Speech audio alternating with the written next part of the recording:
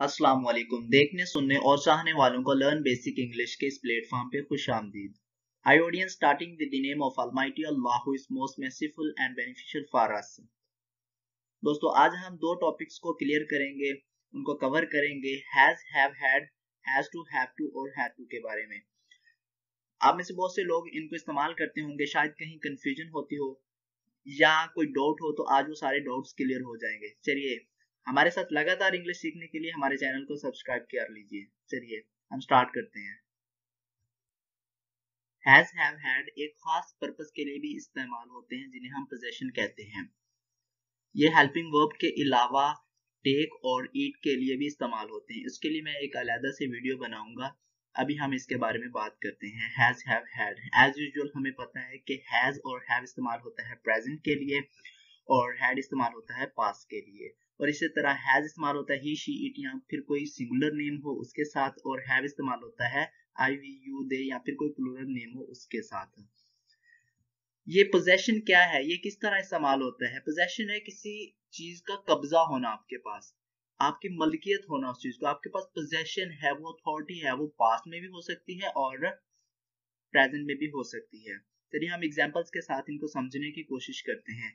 For example, I have a car, मेरे पास car है।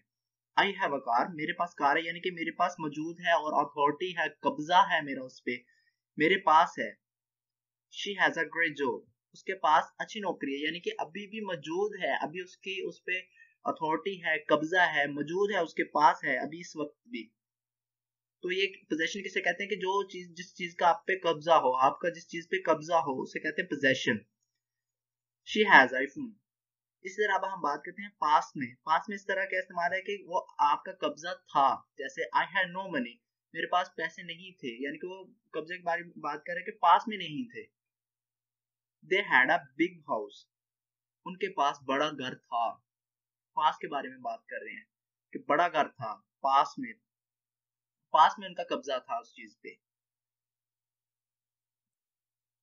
अब हम बात करते हैं हैज टू, हैव टू और हैड टू के बारे में। ये बहुत इंपॉर्टेंट है और ये हमारे बहुत ही काम आने वाला है, क्योंकि हम जब भी रोजमर्रा की जिंदगी में हम बातें करते हैं तो हमें ये हैज टू और हैव टू और हैड टू का इस्तेमाल करते हैं। एज यूजुअल इनका भी हमें पता ही है कि जैसे ये प्रेजेंट में इस्तेमाल होता है हैज, हैव, और हैड इस्तेमाल होता है पास्ट में, और ही, शी, इट इस्तेमाल होते हैं हैज के लिए, और हैव इस्तेमाल होता है आई, वी, यू, दे या फिर कोई प्लूरल नेम हो।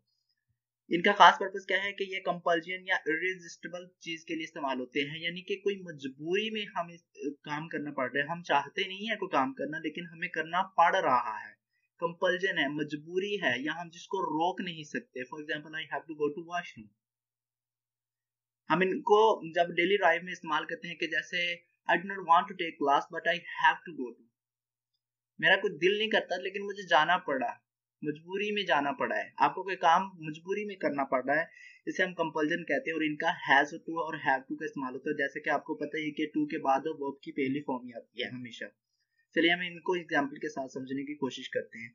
आई हैव टू गो देयर, मुझे वहां जाना पड़ा। I do not want but I have to go there, मैं जाना नहीं चाहता था लेकिन मुझे जाना पड़ा, मजबूरी है, मजबूरी में जाना पड़ रहा है, आप जाना नहीं चाहते थे।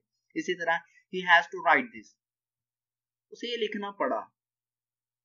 ही doesn't want but he has to write this, वो लिखना नहीं चाहता था लेकिन उसे लिखना पड़ा है, मजबूरी है जिसे हम रोक नहीं सकते, या फिर कोई मजबूरी है।